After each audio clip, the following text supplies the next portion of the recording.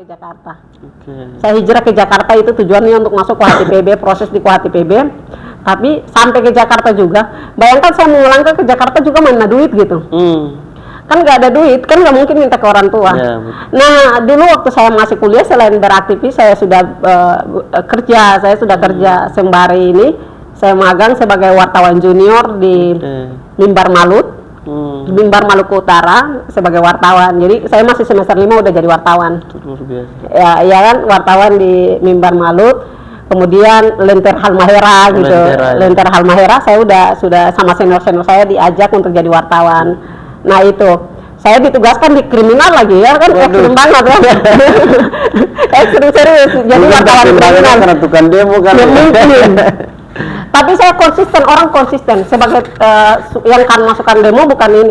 Bayangkan kan ada kode etik wartawan yang nggak boleh aksi begitu kan. Kita cuma meliput nggak boleh terlibat gitu. Bahkan kalau misalkan yang ekstrim sekalipun, kalau ada rumah yang terbakar kemudian ada wartawan situ kan, untuk ambil berita dia harus ambil berita, dia nggak bisa bantu untuk memadamkan api kan, harusnya begitu tugas dia kan. Saya enggak, saya pakai prinsip kemanusiaan. Bayangkan ada demonstrasi di Ternate itu, saya ikut demo padahal saya wartawan. Nah di situ saya turun nggak jadi wartawan, saking bandelnya itu loh. Nah begitupun ada pernah kejadian kebakaran rumah saya ingat di Kota Baru kalau nggak salah, di Ternate itu ada di depan jalan. Pas saya lewat itu saya berteriak ada kebakaran gitu, padahal harusnya saya liput gitu. Saya tidak liput, saya teriak dan bantu.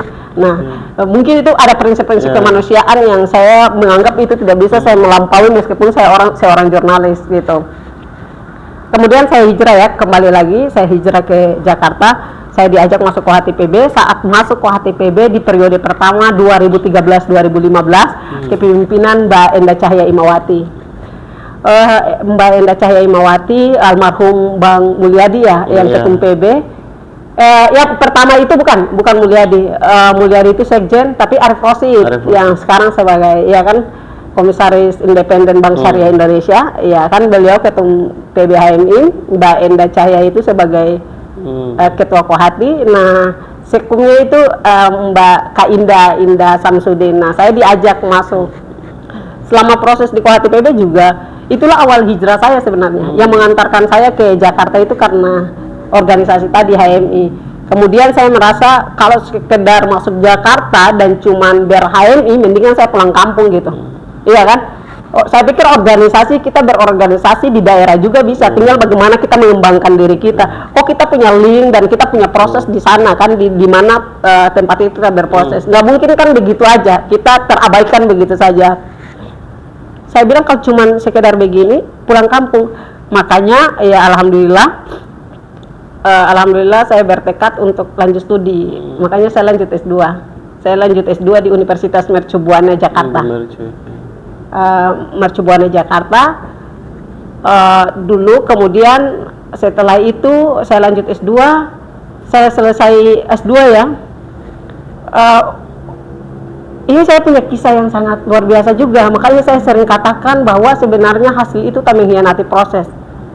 Ini terus terang, dulu saya masih lulus, saya baru selesai ujian tesis, itu saya udah ditelepon.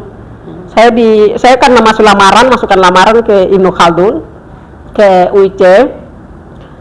Kemudian surat lamaran saya itu mungkin dimasukkan ke Pak Rektor. Akhirnya pada saat ada kekosongan jabatan, misalkan di Fakultas Ilmu Komunikasi waktu itu, saya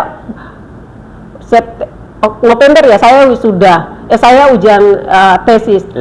Bukan, Juli saya ujian tesis, tapi saya wisudanya nanti di Februari 2018 gitu. Tapi 2017 saya sudah ujian tesis. Saya sudah ditelepon untuk datang menjadi dosen. Jadi saya ditelepon waktu itu. Memang saya pernah masukkan lamaran kerja, tapi saya udah lupa begitu. Tiba-tiba saya dihubungi sama staf rektorat. Nah, Pak Rektor mengarahkan beliau untuk menghubungi saya. Saya dihubungi untuk datang ke kampus untuk mengajar di kampus. Ya diterima lah. Nah, yang pertama itu saya jadi wakil dekan Fakultas Ilmu Komunikasi. Jadi sebelum jadi dekan, saat ini saya jadi wakil dekan 1 Ilmu Komunikasi gitu. Nah, selama berorganisasi, selain itu selama berorganisasi di Kohati PB, cuma sekedar organisasi begitu enggak. Saya pernah maju ketemu Kohati PB HMI di Pekanbaru. Dan selama berproses sebagai di Kohati PB juga saya sering diundang untuk ngisi materi-materi sebagai narasumber di berbagai cabang di Indonesia. Jadi kalau provinsi yang saya ingat belum saya injak Aceh. Aceh yang belum saya injak, meskipun pernah diundang tapi saya belum ke sana. Nah, tapi gitu. nanti suatu saat harus ke sana. Insya Allah. Papua sudah toh? Papua udah. Papua dari Sorong. Nah, ya kan ada beberapa itu udah saya injak di Papua. Gitu. Pokoknya semua provinsi cuman itu, cuman Aceh yang belum saya injak, dan itu meskipun sudah sering diundang tapi belum berkesempatan. Nah, dari proses itu semua sampai saya ada di tahap ini, tadi wakil dekan, kemudian saya juga pernah diangkat menjadi kepala rektorat di Universitas Ibnu Khaldun Jakarta, kepala rektorat dan membantu rektor misalkan. Kemudian ya alhamdulillah di bulan Maret kemarin, bulan April 2022 saya diamanahkan menjadi dekan Fakultas Ilmu Sosial Ilmu Politik. Selamat, luar biasa. Alhamdulillah gitu. Jadi itulah proses saya dari itu sampai saat ini. Jadi dari organisasi yang mengantarkan saya ya, HMI mengantarkan saya. Kemudian dari HMI mengantarkan saya proses pendidikan. Kemudian saya melangkah sampai ke dunia akademik. IPK saya itu sangat di bawah loh, meskipun di atas 3, di atas 3, tapi di bawah standar lah katakanlah gitu. Nggak dapat cum laude. Nah, alhamdulillah saya mau katakan buat teman-teman khususnya aktivis, silakan berproses secara baik gitu. Mau aktivis maupun teman-teman mahasiswa yang di luar sana, organisasi itu dia sebagai jembatan untuk mengantarkan kita mendapatkan pengalaman yang lebih wow gitu, lebih besar gitu. Kalau cuma kita mengandalkan hanya kuliah, ada ruang-ruang literasi yang tidak kita rawat, kita tidak ikut prosesnya, maka kita nggak punya segudang pengalaman pasti itu. Nah, alhamdulillah mengantarkan saya sampai titik ini karena organisasi. Saya tidak bisa memanifikan itu. Saya tidak bisa memungkiri itu. Organisasi yang mengantarkan saya sampai di detik ini sebagai seorang dekan. Bahkan kalau mau dibilang dalam sejarah di sini juga seorang dekan yang mungkin usianya masih muda gitu.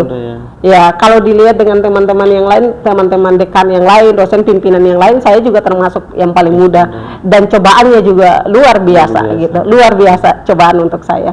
Tapi kita lalui itu. Cobaan itu kan ya itu tadi proses perjalanan hidup manusia. Betul.